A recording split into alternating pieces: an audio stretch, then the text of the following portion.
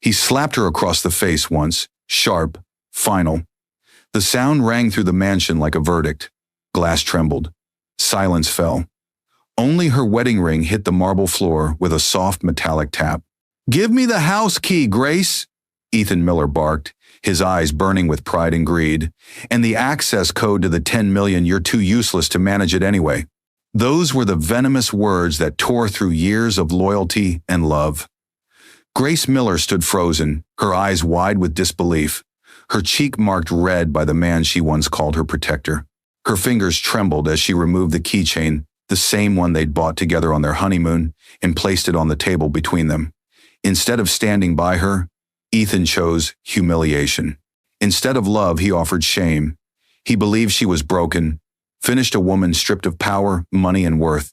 He didn't know that sometimes the quietest souls carry the loudest storms within them. Grace walked out into the cold night barefoot, her tears falling onto the pavement like raindrops on stone. Behind her, Ethan laughed loud, triumphant, arrogant, certain that he had won. But fate has a way of humbling those who mock the kind-hearted. Because while Ethan believed he had taken everything from Grace, there was something he could never touch, something that would soon become the key to his downfall.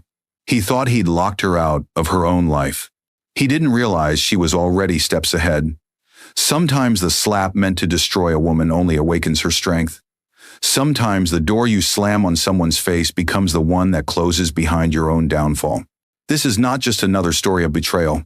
It is the journey of a wife humiliated in front of the world, a husband blinded by pride, and the quiet revenge that unfolds not through anger, but through wisdom, patience, and grace itself. Dear viewers, thank you for joining this story. As we step this issue into Grace Miller's world, her fall, her silence, and her rise, I ask from my heart, don't just scroll past her pain. Subscribe now and tell us where you're watching from. Because tonight, you'll witness how quiet strength turns humiliation into history. The slap came first, loud, sharp, final. Grace Miller's head snapped to the side, her vision flashing white. For a moment, she couldn't even feel her face. The sound echoed through the marble hallway, bouncing off framed wedding photos that now felt like ghosts. "Give me the house key, Grace," Ethan's voice thundered, his jaw tight with rage. "And the access code to the 10 million? I'm done watching you waste my life." Grace stumbled backward, her hand trembling as she touched the red mark on her cheek. "Ethan, please. It's just an argument. You don't have to." "Enough," he cut in, his tone cold and heavy. "You're nothing but a burden. I built this house. I earned every dollar in that account. You're lucky I even kept you this long." In the doorway, Sophia Lane leaned against the frame, tall, polished, and cruelly composed. Once she had been Grace's friend, the one who laughed with her over dinner, who promised she'd always be around. Now she watched in silence, her lips curling slightly, a ring of satisfaction glinting in her eyes. Grace's chest heaved as tears welled. "You're choosing her? After everything Ethan snatched her handbag from the counter and threw it toward her. "You're finished here. Go cry somewhere else." The words hit harder than the slap. She bent to pick up her bag, her fingers shaking as the brass house key slipped out and clattered on the floor. For years, that key had symbolized home warmth, safety, belonging. Now it lay there, cold and unwanted, just like her. "I gave up everything for you," she whispered, voice trembling. "I worked beside you, built your dream, stood by you when no one did. And now I don't need you," Ethan replied, stepping closer, his eyes burning with pride. "The world doesn't reward weakness. You never understood that." For a long second, Grace looked up at him, not as a wife, but as a stranger finally seeing truth. His face, once the place she found safety, now looked foreign, empty. Sophia's voice sliced the silence. "You should leave before you embarrass yourself more, Grace." Grace turned toward her, eyes glistening. "Embarrassment doesn't scare me anymore," she whispered softly. She reached for the key on the floor, looked at it one last time, and set it gently on the glass table between them. "You'll regret this, Ethan," she said quietly, not as a threat, but as a truth that would one day echo back to him. Ethan smirked, mistaking her calm for weakness. "You don't even have a place to sleep tonight," he said, brushing past her. "Now get out." Grace walked toward the door barefoot, her heart pounding like a drum inside her chest. The cool night air hit her face as she stepped outside, carrying nothing but her purse, her tears, and her silence. Behind her, the mansion lights glowed bright, but something in them flickered, like a warning that the brightness wouldn't last forever. As the gate slammed shut, Sophia's laugh floated into the night. But somewhere deep inside Grace, something shifted, quiet, powerful, and irreversible. And though no one could see it yet, the same night she was thrown out was the night a quiet storm began to move. Rain poured down like punishment from the heavens. Grace Miller stumbled down the driveway, her clothes clinging to her skin, her bare feet splashing through puddles as thunder cracked overhead. Behind her, Ethan's mansion, once their shared home, glowed like a cruel palace. "Get out and don't come back!" Ethan's voice roared one last time, echoing through the gate before it slammed shut with a metallic clang. The sound rang in her ears, the sound of an ending. She stopped by the sidewalk, shivering under the storm, gripping her bag as lightning flashed across the sky. And that's when she heard the whispers. From the porch across the street, Karen Lewis, the neighbor known for gossip louder than her perfume, peeked from under her umbrella. "Oh dear, is that Grace? What happened to her?" she murmured to another neighbor, her tone sharp with curiosity, not concern. "Did you hear? Ethan finally kicked her out," another voice answered. "They say she spent all his money. Poor man. Sophia's better for him anyway." Their words sliced through the rain, each one a stab in Grace's heart. She wanted to scream the truth that she had never wasted a dime, that she had loved Ethan with every piece of her being. But she couldn't. Her voice felt trapped behind the bruise swelling on her cheek. A car slowed beside her. The window rolled down, revealing Sophia Lane, dry and elegant in her silk dress. "You should have seen it coming, Grace," she said softly, feigning sympathy but dripping poison. "A man like Ethan doesn't need a weak wife. Maybe now you'll learn your place." Grace's fingers clenched her bag tighter. The rain blurred her vision, but not enough to hide Sophia's smirk. "Go home, Sophia," she said quietly, "before the storm hits you too." Sophia's smirk faltered for half a second, a flicker of confusion, before she drove off. Grace stood still, drenched, trembling, alone. The street felt endless. The whispers behind her grew louder, each one twisting the story, making her the villain in her own tragedy. "She must have done something awful," Karen said. "Men like Ethan don't just snap." Grace lowered her head and began walking again. Each step hurt, but there was a strange steadiness forming beneath the pain, the beginning of resolve. She reached a corner and stopped under a flickering streetlight. Her reflection shimmered faintly in a puddle, a woman she barely recognized. Her lip trembled, but her eyes hardened. "They can call me weak," she whispered to herself. "They'll see what strength looks like in silence." Just then, headlights cut through the rain. A car pulled over slowly. An older woman stepped out, holding an umbrella. Harriet Cole, a kind-faced landlady from the nearby apartments, rushed toward her. "Sweetheart, you'll catch your death out here," she said warmly. "Come inside, dear. You can stay with me tonight." Grace hesitated, pride whispered to keep walking, but exhaustion won. She nodded silently. "Thank you," she said softly, her voice breaking. Harriet smiled. "No need to thank me. Sometimes life pushes us out of one door so we can find another." Grace followed her into the dim apartment building, dripping water onto the worn carpet. For the first time that night, she felt a flicker of safety. But outside, behind the mansion's glowing windows, Ethan laughed with Sophia, a laugh that would soon turn into panic. Because what he didn't know was that the storm Grace walked into was the same one that would one day wash away his empire. The door slammed open as thunder cracked again.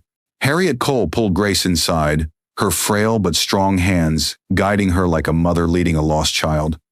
The smell of old books and warm soup filled the narrow apartment. "Sit, dear," Harriet said gently. "You're shaking like a leaf." Grace tried to speak, but her voice came out as a sob. She sank onto the old sofa, water dripping from her hair onto the floor. Harriet handed her a towel and poured tea into a chipped cup. "You can stay here as long as you need," she said. "I don't ask questions, just drink this and breathe." But questions burned anyway. Grace's mind spun in chaos. How did it come to this?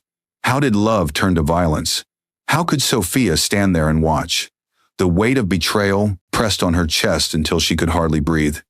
She pressed the cup to her lips. The warmth calmed her trembling hands.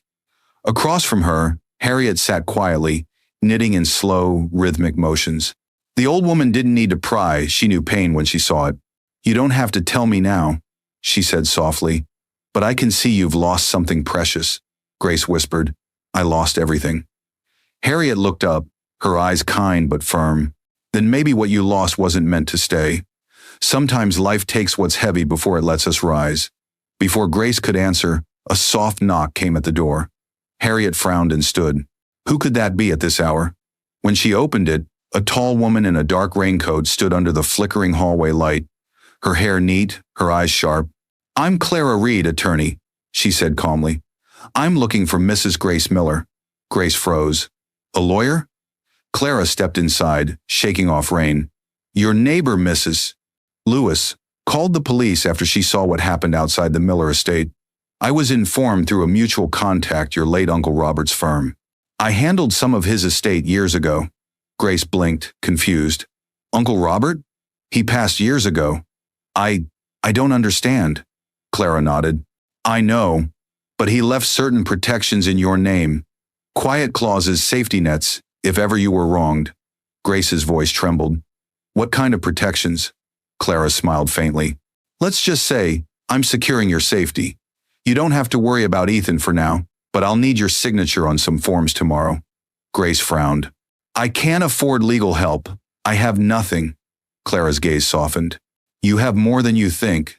For tonight, rest. Tomorrow we start setting things right." Grace didn't understand what setting things right meant, but the confidence in Clara's tone wrapped around her like a protection blanket. It was the first time in days she'd felt a hint of control. When Clara left, the room fell quiet, except for the ticking clock. Harriet covered Grace with a blanket and whispered, "You're safe here, dear. Don't let that man steal your peace too." Grace lay still, staring at the ceiling as the rain eased outside. But deep down, she knew peace wouldn't last. The world she'd built with Ethan was cracking, and something bigger, something hidden, was already shifting beneath it.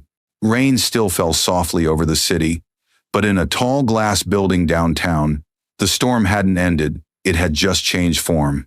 Lightning flashed through the office windows of Clara Reed, the sharp, unflinching lawyer who had quietly taken Grace's case. Her phone buzzed again, the fifth call that hour, but she ignored it. Papers lay spread across her desk, names, accounts, trust documents. At the center sat a faded folder marked Robert Gray Trust Confidential.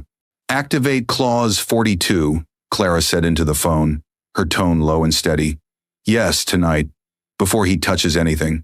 On the other end, a voice hesitated. "Ma'am, that clause hasn't been used in over a decade." "Are you sure?" "I'm certain," Clara interrupted. "Grace Miller's safety depends on it, and make sure her name doesn't appear in any traceable report. Ethan Miller must never know this came from her." She ended the call, exhaled deeply, then leaned back in her chair. The office was silent except for the sound of rain against glass. She looked out at the city, 1,000 lights flickering like secrets. Clara had seen many women destroyed by prideful men, but something about Grace felt different. Her pain wasn't just grief, it was the quiet strength of someone whose storm hadn't fully begun. A knock at the door broke her thoughts. Her young assistant, Anna Blake, stepped in, clutching a stack of papers. She was 24, bright-eyed, new to the grum, firm and fiercely loyal to Clara. "Ma'am, these are the authorization files from the trust department. Do you want me to file them under family clause?" Clara shook her head. "No. Label them under emergency property protection. Keep them sealed. And Anna," she paused, her voice softening, "not a word to anyone, not even to Mrs. Miller. She doesn't need to know yet." Anna frowned. "She doesn't know what we're doing for her?" Clara's gaze darkened. "Not yet. If she knows, she might panic. The less she says, the safer she is. There are powerful people around Ethan. They'll come looking if they sense a move." Anna hesitated, sensing danger but trusting Clara's judgment. "Understood." She slipped out, leaving the faint scent of ink and rain behind her. Clara turned back to her computer and typed rapidly, initiating the final lock sequence, the legal freeze, on Ethan's shared assets. A message blinked across her screen. "Transaction secured. Authorization complete. Funds inaccessible pending review." She sat back, her pulse steady but eyes cold. "Sleep well, Grace," she murmured to herself. "You're safe now, even if you don't know it yet." Then her phone rang again, this time from an unknown number. She answered. A deep voice spoke on the other end. "Miss Reed, this is Trevor Miles, partner at Miller Holdings. Ethan's been making strange withdrawals all week. He's asking about the trust linked to his wife's name. Should we be concerned?" Clara's fingers froze over her keyboard. Her expression didn't change, but her voice dropped an octave. "No, Mr. Miles, everything's under control. But I'd advise you to keep quiet, for your own sake." She ended the call and stared at the glowing city outside.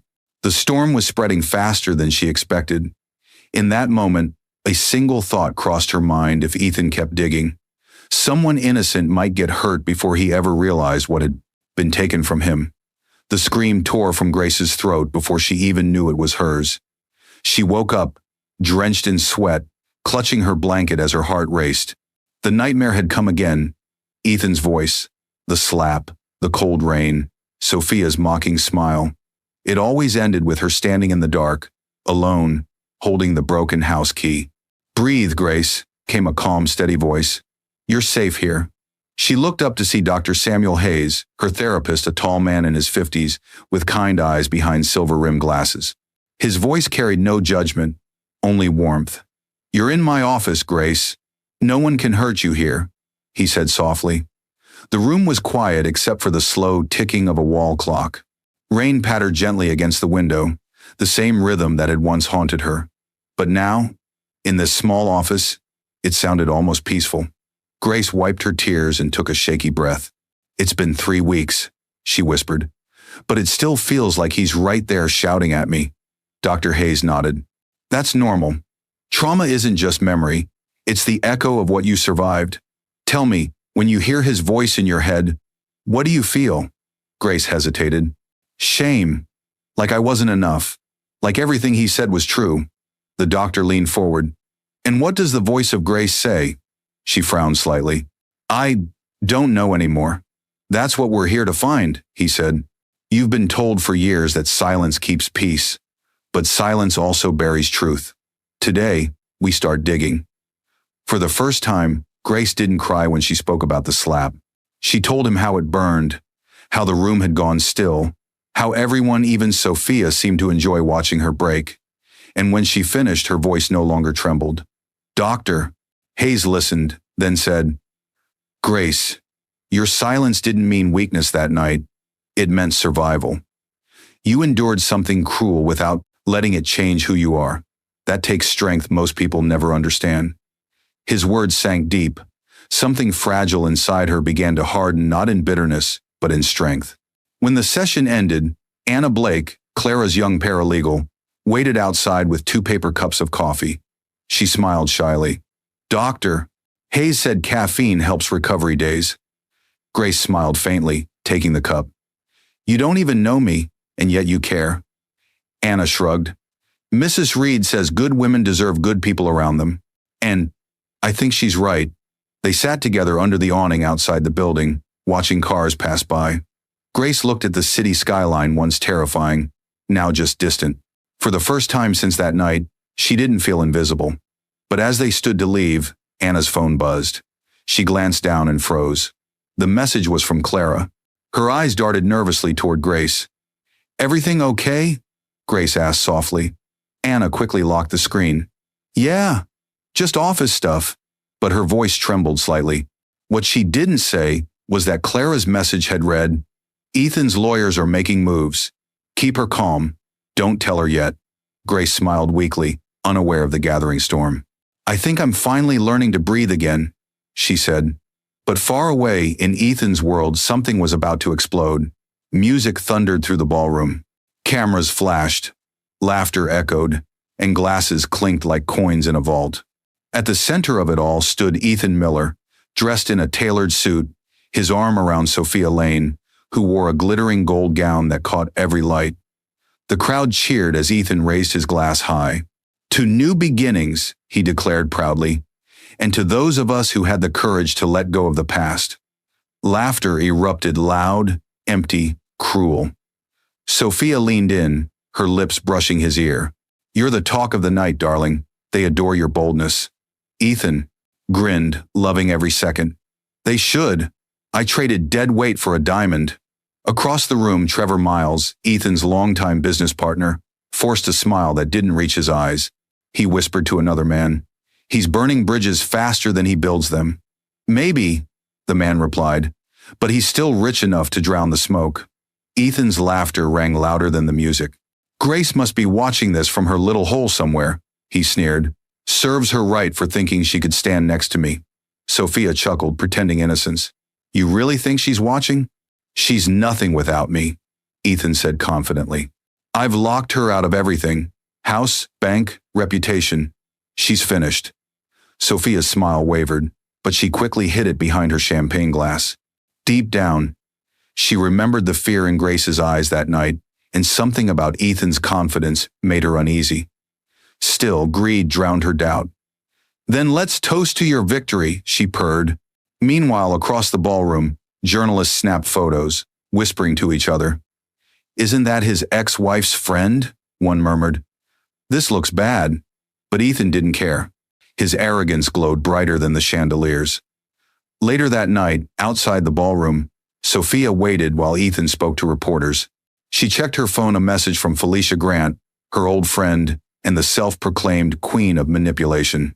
"Don't get too comfortable. Men like Ethan love the spotlight until it burns them." Sophia frowned but deleted the text. She wasn't ready to face the truth, not yet. Ethan stepped outside, waving goodbye to the cameras. "Let them talk," he said. "The world loves a scandal when it isn't their own." They drove home in silence. The mansion glimmered in the distance, but something in Ethan's world was already beginning to flicker. When they arrived, he poured himself a drink and leaned back in his chair. "To freedom," he muttered, taking a long sip. Sophia sat opposite him, her voice low. "You really think Grace will never come back?" Ethan chuckled darkly. "She couldn't if she tried. Everything she ever touched is under my control." Just then, his phone buzzed. He frowned and looked at the screen. A message from his accountant read, "Urgent. Minor delay detected in transaction processing. Please verify authorization." Ethan shrugged it off and tossed the phone aside. "Glitches happen," he said carelessly. Sophia smiled, but something in her gut twisted. The night that had begun with pride ended with an uneasy silence, a silence heavy with the weight of what was coming.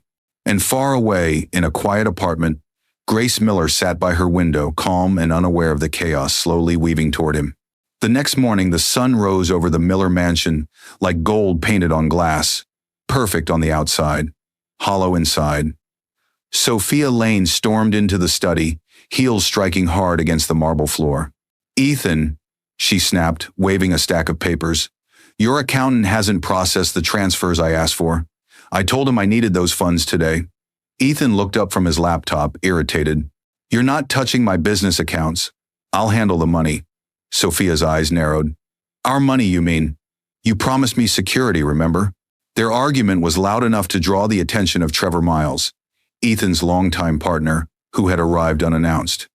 He paused at the doorway, watching the tension unfold.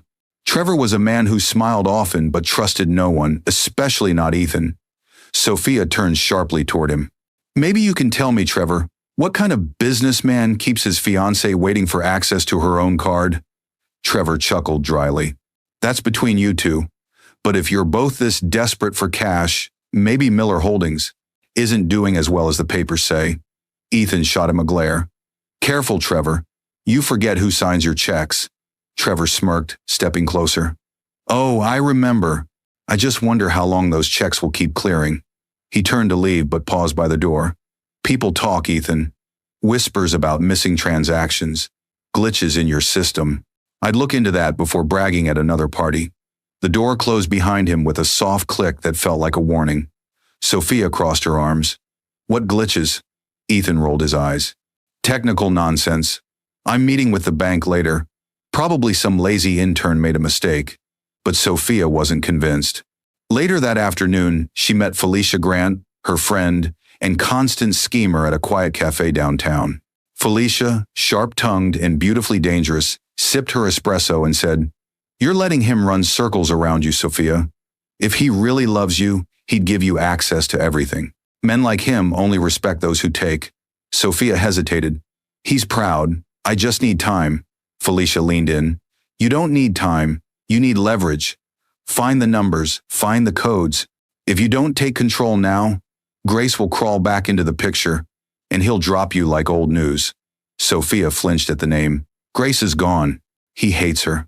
Felicia smirked. Men always hate what they fear. Think about it. The idea settled in Sophia's mind like poison wrapped in sugar. By evening, she was back at the mansion, pretending calm. Ethan, she said sweetly, pouring him a drink. Let's check those accounts together. I'm curious how your empire runs. Ethan laughed, oblivious. You wouldn't understand. Sophia smiled not kindly. Try me. As Ethan talked about stocks and investments, Sophia's eyes drifted to the open laptop screen on his desk. Numbers, codes, accounts. Her fingers twitched. Down the hall, the phone rang. Ethan answered impatiently. What now? A voice on the other end said, Mr. Miller, this is your banker. We're detecting unusual errors with your authorization network. Several transactions have failed. Ethan froze. Failed? What do you mean failed? The line went dead. Sophia stared at him, unease crawling up her spine. For the first time, the great Ethan Miller looked afraid. Outside, the wind began to howl through the tall palm trees, rattling the windows, a whisper of chaos on its way. Ethan Miller's shout rattled the entire office floor. What do you mean the transfer failed again? His hands slammed against the polished desk, sending papers flying. I moved $10 million last week. Where is my money? Across from him, the senior banker stammered through the speakerphone. Sir, the funds are there, but the system is flagging all outgoing transactions as restricted. It says the authorization is frozen. Frozen? Ethan repeated, his voice low and dangerous. By who? We're not sure. The freeze came through a legal channel. It appears legitimate. Ethan's blood ran cold. That's impossible. I am the account holder. The line went silent. Then the banker said quietly, Not exactly, sir. It's a joint trust. Grace Miller's name is still on the clause. Ethan's jaw clenched. Grace! She's nothing. She has no power over my accounts. He grabbed his phone and began dialing furiously. Sophia rushed into the office, her heels echoing like warnings. Ethan, calm down. You're shouting so loud the guards downstairs can hear you. He ignored her. Trevor, get in here now. Moments later, Trevor Miles appeared, sweat beading on his forehead. He had been avoiding Ethan's calls all week, sensing trouble. What's going on? He asked carefully. Ethan threw the phone at him.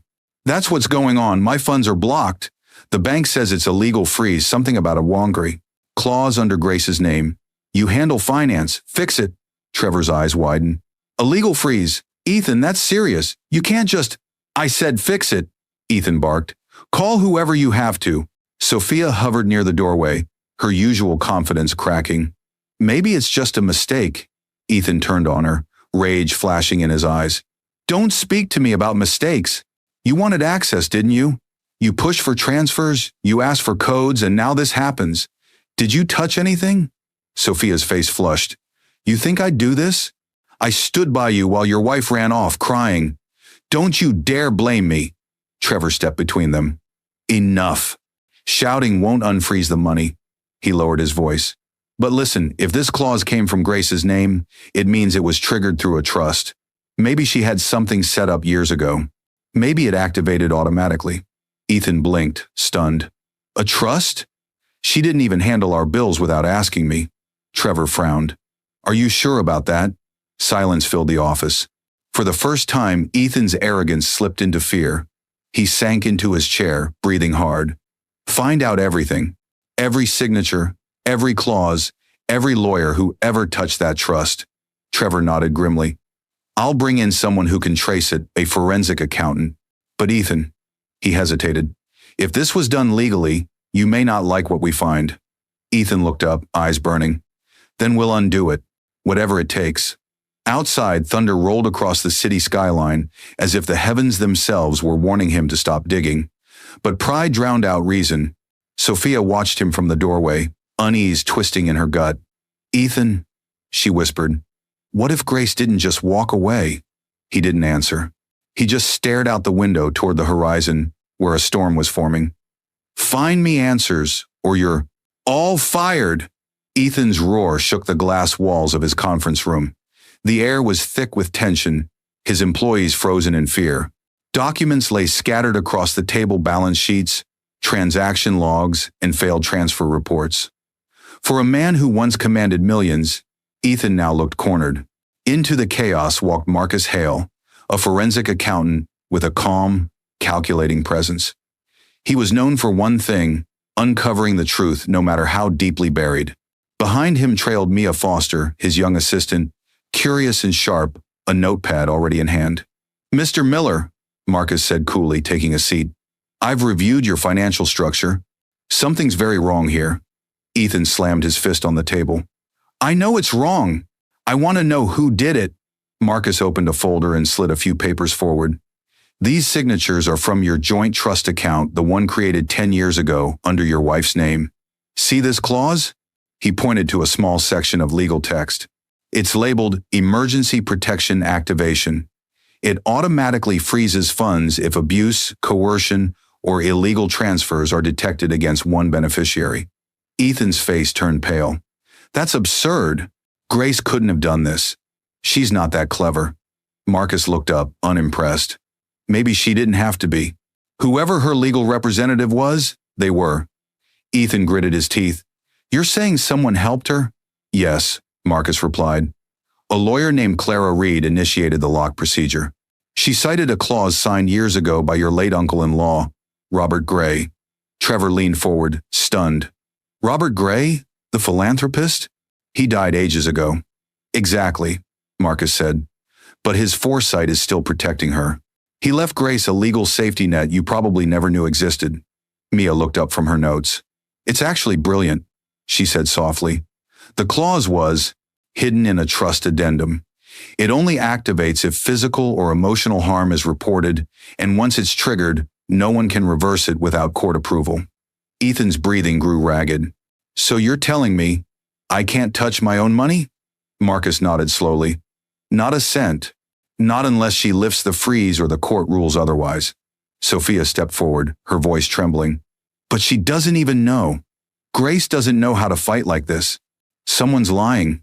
Marcus closed the folder calmly. "Whether she knows or not doesn't matter. The system already chose a side." The words hung in the air like a sentence.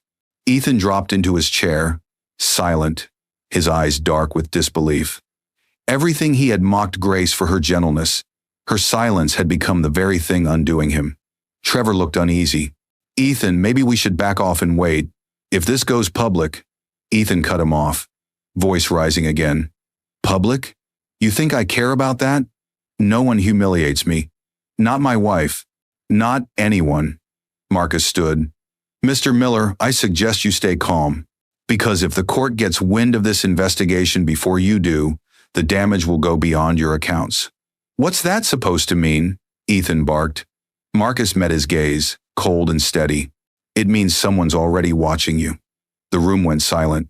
Ethan looked toward the window, and for the first time in his life, he felt small under the city skyline. The phone hit the wall before anyone could stop him. "They froze my accounts, Trevor."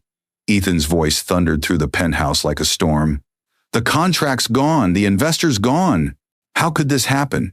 He kicked over a chair, sending it crashing into the glass coffee table. Shards scattered like the empire he once ruled. Sophia flinched, clutching her robe. "Ethan, calm down," she pleaded. "You're scaring me." "Scared?" He spat, veins visible in his neck. "You should be scared. We're broke." Outside, thunder rolled over the city skyline. Inside, chaos reigned. Trevor Miles stood frozen by the door, phone in hand, sweat beading on his brow. "Ethan," he said cautiously, "I just got word from the board. Victor Stone has called an emergency press conference. He's buying out your major contracts. If this goes through, Miller Holdings is done." Ethan spun around. "Victor?" he hissed. "That vulture? He's been circling for months." Trevor nodded grimly. "And now he smells blood." Sophia's hand flew to her mouth. "But the company's still ours, right? We can fix this." Trevor shook his head. "Without liquidity, you can't even pay your employees next week. Victor already filed to absorb your shipping line and manufacturing division. The press will have the story by morning. Ethan's chest rose and fell in wild, uneven bursts. He stormed to his laptop, typing furiously, but the screen blinked, a red warning. Access denied, account locked pending legal inquiry. No, no, no, no. He slammed the keyboard. This can't be happening. Trevor's voice trembled. It's over, Ethan. You can't buy your way out this time. For a moment, silence filled the room, broken only by the steady ticking of the wall clock. Ethan's reflection in the glass wall looked like a ghost of the man he once was. Powerful, proud, untouchable. Now, he looked lost, small. Sophia turned away, tears pooling in her eyes. I didn't sign up for this. You promised me security. Ethan's glare snapped to her. Don't you dare walk out now. You wanted this life. You wanted me. Sophia's voice hardened. I wanted the man you pretended to be. Not this. The words hit him harder than any slap. Trevor looked between them and took a careful step back. You both need to think clearly. The lawyers are circling, and Judge Linda Howard has issued an order to review all your financial dealings. This isn't just a freeze, it's an investigation. Ethan froze. What? Trevor nodded. Fraud allegations. It looks like someone filed a complaint against you. Anonymous. Sophia's eyes widened. Anonymous? You think? But she stopped herself. Ethan's face had already darkened. Grace, he muttered under his breath. It's her. She's behind this, Sophia whispered. You don't know that. He looked at her sharply. Oh, I know. Only she had reason to destroy me this completely. Outside, lightning struck so close that the windows trembled. Ethan turned toward the rain-soaked skyline, eyes full of fury. If she wants war, he said, I'll give her one. Behind him, Trevor's phone buzzed. He glanced at the screen, a live alert from the news feed. Victor Stone announces takeover of Miller Holdings amid financial scandal. Trevor swallowed hard, looking up at Ethan, who hadn't yet seen it. The empire had officially fallen. Don't touch me, Ethan! Sophia's voice cracked through the mansion like shattered glass. She shoved his hand away, her mascara streaking down her face. You've destroyed everything. We have nothing left. Ethan's rage flared. We? There was never a we. You were just supposed to stand beside me, not complain like a child when things got hard. Sophia's eyes blazed. You promised me stability. You said you'd protect me. But all you've done is drag me into your mess. Lightning flashed through the windows, throwing their reflections across the marble floor, two people drowning in the wreckage of greed. Empty bottles littered the table, silent witnesses to a love built on convenience and pride. Ethan grabbed a glass and hurled it against the wall. Don't you dare blame me for your choices. You wanted the spotlight, now enjoy the ashes. Sophia flinched, then squared her shoulders. You think I'm staying here to sink? With you? Not a chance. Before Ethan could speak, her phone buzzed. She glanced at the screen and quickly turned away, but he caught the flicker of a name, Anthony Rivers. Who's that? Ethan demanded. Sophia's silence was answer enough. Don't lie to me, Sophia, he shouted. You think I don't see it?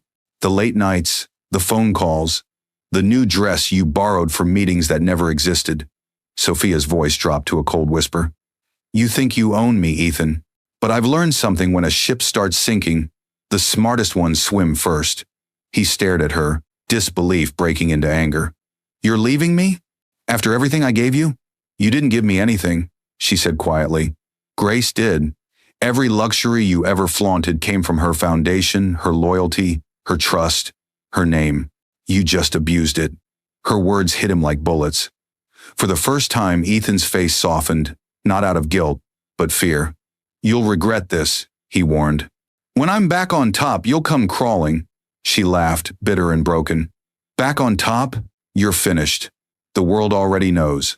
Victor Stone just announced your downfall, and the board's cutting you out completely. You're not coming back, Ethan, not this time. The sound of her heels echoed as she walked toward the door.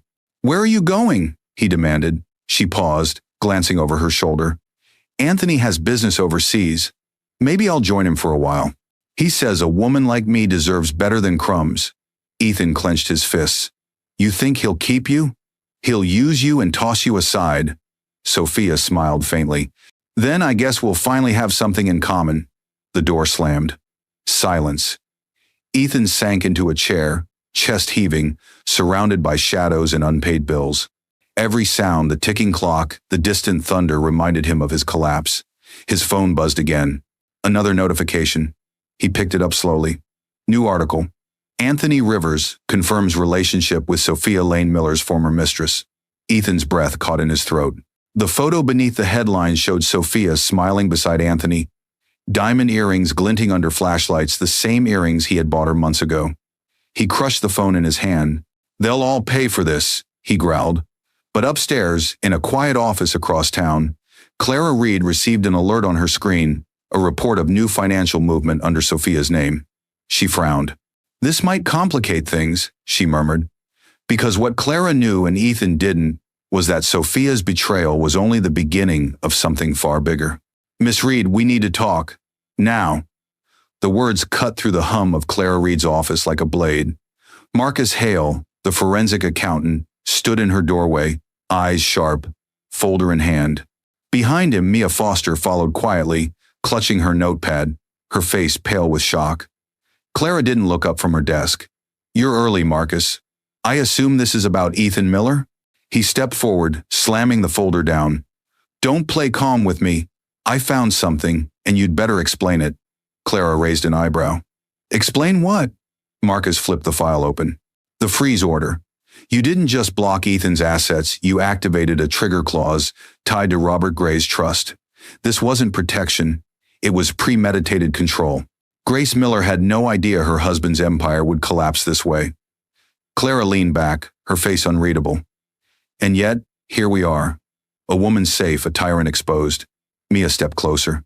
"But she didn't even know you filed it, Miss Reed. She thinks you just gave her legal help." Clara's eyes softened. "And that's all she needs to believe. The less she knows, the safer she is." Marcus's voice hardened. "You had no right to go behind your client's back." Clara stood, her calm composure turning to quiet steel. "I had every right. Robert Gray created that trust to protect Grace in case of abuse. Ethan's slap triggered the legal definition of harm, that was the signal. I didn't touch a cent of their money. The trust did exactly what it was designed to do." Marcus hesitated, scanning the documents again. "You're saying it was automatic?" "Yes," Clara replied. "Robert saw this coming years ago. He left her a gift hidden inside her pain. Grace didn't freeze his money, love did. The kind that protects even when forgotten." Silence filled the room. The only sound was the rain tapping gently against the windows. Mia blinked, whispering, "That's beautiful." Clara smiled faintly. "No, Mia. That's justice, the quiet kind the world rarely notices." But Marcus wasn't done. "You realize what happens now, don't you? The court will ask for documentation. Once this comes out, the press will know you orchestrated the freeze. They'll twist it into a revenge plot." Clara's expression darkened. "Then let them. I don't work for headlines. I work for truth." At that moment, Anna Grace's young paralegal friend burst into the office, breathless. "Miss Reed, you need to see this." She held up her phone, screen glowing with a news alert. Marcus took it and read aloud, his tone low. "Breaking. Ethan Miller files lawsuit against Grace Miller, claiming fraudulent asset seizure and emotional abuse." Mia gasped. "He's turning it around on her?" Clara's jaw tightened. "He's desperate. Men like him always are when power slips away." Marcus looked up. "Then what's your next move?" Clara walked to the window, staring out at the gray city skyline. "He wants a public fight. We'll give him one in a courtroom he can't control." Lightning flashed outside, casting sharp light across her face. And far away, in a modest apartment, Grace looked up from her evening tea as her phone buzzed with the same headline. Her hands trembled slightly, but her eyes, once full of fear, now carried quiet strength. She whispered to herself, "If he wants war, then he'll finally meet the woman he created." "Order in the court!" Judge Linda Howard's gavel struck hard against the wood, echoing through the packed courtroom. Reporters filled the back rows, cameras waiting like vultures. Ethan Miller stood at the plaintiff's table, polished suit barely hiding the tremor in his hands. Across from him sat Grace Miller, calm, composed, dressed in a simple cream blouse and black skirt, dignity wrapped in silence. The world was watching. Ethan's lawyer rose first. "Your Honor, my client has been unfairly stripped of access to his own funds, Funds tied to the success of his company. We intend to prove Mrs. Miller conspired with her attorney to defraud him. Gasps rippled through the gallery. Grace remained still, her fingers laced together on the table. Clara Reed, her lawyer, leaned in and whispered, "Stay calm. Truth speaks louder than noise." Judge Howard nodded. "Proceed." Ethan took the stand, his voice trembling between anger and fear. "She betrayed me. She froze everything. My accounts, my business, my life, all gone because she wanted revenge." Clara rose slowly, eyes sharp. "Mr. Miller," she said, her tone measured, "isn't it true that on the night of March 14th you struck your wife and forced her out of her home?" Ethan stiffened. "That's a lie." Clara turned to the evidence screen. A video played a shaky clip taken by Karen Lewis, the neighbor. Ethan's voice filled the courtroom. "Give me the house key and the code to that 10 million. You're useless." The room went silent except for the faint sound of Grace's cry in the recording. Judge Howard's expression hardened. "Mr. Miller, would you like to explain this?" Ethan's lawyer stammered. "Your Honor, emotions were high. This doesn't prove financial misconduct." Clara pressed on. "No, but it proves motive. After years of control and abuse, Grace Miller's late guardian, Robert Gray, ensured she could never be left defenseless. His trust clause was triggered by her injury that night, legally freezing the funds under court protection." Gasps spread again. Ethan's face turned crimson. "That's manipulation," he shouted. Clara faced him directly. "No, Mr. Miller. That's foresight. You built your empire on her back, and now it stands on her name." Grace finally looked up. Her voice, calm but steady, filled the silence. "I never wanted revenge, Ethan. I only wanted peace. But peace can't live where cruelty rules." Ethan slammed the desk. "You ruined me!" Judge Howard's gavel struck again. "Enough!" she thundered. "Mr. Miller, you ruined yourself. This court will not reward violence or greed. The trust stands, the freeze remains, and your actions will be investigated for fraud and abuse." The courtroom erupted in murmurs. Ethan's shoulders sagged as the bailiff stepped closer, hand resting on his arm. Grace rose quietly. She didn't look at him with hatred, only pity. "The house key you once demanded," she said softly, reaching into her purse. She placed it on the table between them. "You can have it back. It used to open our home. Now it opens your memory." Ethan stared at the small piece of metal, tears burning behind his eyes. The cameras clicked like thunder. Judge Howard's voice echoed one last time. "This court is adjourned." As Grace walked out into the sunlight, Anna and Clara by her side, she felt something she hadn't in months: freedom. Yet even as she smiled faintly, Clara's phone buzzed with a new message. Her expression changed. She turned to Grace and said quietly, "There's one last thing you need to see." The heavy courtroom doors burst open. "Detective Brian Scott, Metropolitan Police," the voice announced, deep and commanding. Every head turned as the tall, broad-shouldered detective strode in, coat dripping from the rain, a folder clutched tightly in his hand. His badge gleamed under the overhead lights. "Your Honor," he said firmly, addressing Judge Linda Howard, "we have new evidence in the Miller case: financial misconduct, identity forgery, and corporate fraud. Ethan Miller is officially under investigation." Ethan's face drained of color. "What?" he stammered. "This is outrageous. You can't just walk in here," and Detective Scott cut him off, laying the folder on the judge's desk. Bank records, phone transcripts, and falsified invoices linking Miller Holdings to offshore accounts under Sophia Lane's name, accounts Mr. Miller personally approved. The courtroom erupted in gasps. Sophia, seated near the back, froze in horror. "That's not possible," she whispered. "Anthony," said he. Judge Howard slammed her gavel. "Silence in the court," Detective Scott continued, unshaken. "Evidence also shows an attempt to transfer remaining company funds after the court-ordered freeze, a direct violation of the legal ruling. We have enough to seize his assets and charge him immediately." Ethan lunged forward, his voice breaking. "It wasn't me, it was her. She used me." He pointed at Sophia, who now stood trembling. "She said she could fix everything." Sophia's tears streaked her makeup. "I didn't, Ethan, I swear." But the detective's voice sliced through their panic. "Mr. Miller, Miss Lane, you're both coming with us. The rest will be handled by the Financial Crimes Unit." The sound of handcuffs clicking was deafening. Ethan struggled, shouting as he was pulled away. "Grace! You can't do this to me! You were my wife! You owe me!" Grace, standing near the exit with Clara and Anna, turned slowly to face him. Her expression was calm, almost gentle. "No, Ethan," she said quietly. "I don't owe you anything. You taught me the cost of silence, and now I know the value of peace." Ethan's eyes filled with tears, his arrogance finally gone. "Please, Grace." But she only stepped closer and said the words that ended the storm. "I already forgave you the day you hit me, but forgiveness doesn't mean I'll walk back into the fire." He lowered his head as officers led him away.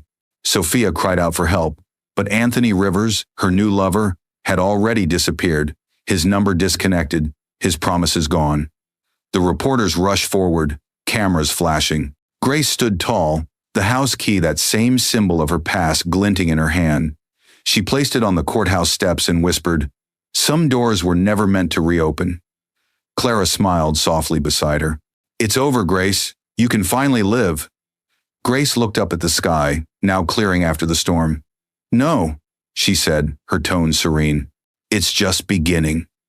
Behind her, Detective Scott watched quietly, respect in his eyes. "For what it's worth," he said, "your uncle would be proud. You turned pain into justice." Grace nodded faintly. "Justice isn't revenge, Detective. It's truth given a voice." As she walked away, the crowd parted, whispering her name like a quiet anthem. But just as the sunlight broke through the clouds, Clara's phone buzzed again. Her eyes narrowed as she read the message. "Anonymous tip. There's still one account under Miller's name untouched." She turned to Grace. "You might want to see this." Grace paused, her expression calm but knowing. "Then maybe the past isn't finished with us yet." 1 year later, sunlight poured through the tall windows of a glass building that stood proudly in the heart of the city, its name etched in silver across the front. The House Key Foundation. Inside, Grace Miller stood before a crowd of journalists, philanthropists, and survivors. Women, men, and children whose stories mirrored her own. Her calm voice filled the hall. "The House Key once symbolized control, silence, and fear," she began. "But today it stands for something new, a door no one can lock again." Applause rose like thunder. Cameras flashed, but Grace didn't flinch. She had learned that attention wasn't the same as worth. Dressed simply in ivory and gold, she radiated quiet confidence, the kind that comes from surviving storms and learning to dance in the rain. At her side stood Clara Reed, smiling proudly, and Anna Blake, now managing the foundation's outreach programs. Even Dr. Samuel Hayes, her therapist, sat in the front row, pride glimmering in his eyes. When the applause settled, Clara stepped up beside Grace. "Tell them how it started," she said softly. Grace nodded. "After the trial, the detectives uncovered a final hidden account one Ethan didn't even know existed. It was registered in my name through my late uncle's trust, designed to unlock once justice was served. I used every cent to build this place for those who were silenced like I once was." She paused, her gaze moving across the audience, faces full of tears, hope, and courage. "We offer shelter, therapy, education, and second chances. Because sometimes the keys that were taken from us are the very ones that set us free." In the back of the room, a small girl clutched her mother's hand, holding a silver keychain with the foundation's emblem, a heart shaped like a door lock. Grace smiled at her. Outside the building, a bronze statue stood in the garden. It was of a woman holding a house key up to the sky, engraved with the words, "Silence is not surrender. Forgiveness is not weakness. Grace's strength." As the event ended, Grace stepped out into the sunlight. Reporters tried to stop her for questions, but she waved them off politely. She wanted quiet now, the kind of quiet that heals. Harriet Cole, her elderly landlady from that rainy night, waited near the entrance. "You did it, dear," she said warmly, hugging her. "You turned the pain into purpose." Grace smiled. "No, we did. Every hand that helped me opened another door." As she walked toward her car, she felt a cool breeze brush against her face, the same kind that had carried her tears a year ago. Only this time, it carried peace. Behind her, the sun reflected off the foundation's glass walls, filling the street with golden light. Somewhere in a quiet prison cell miles away, Ethan Miller sat staring at an old newspaper photo of her. For the first time in his life, he wept not from loss, but from knowing he had destroyed the only woman who ever truly wished him well. Grace looked up at the sky and whispered, "Uncle Robert, we kept the promise." And as she turned away, the last line of her story, the one the world would remember, glowed on the foundation's entrance door. Where pain once ended, new beginnings are born.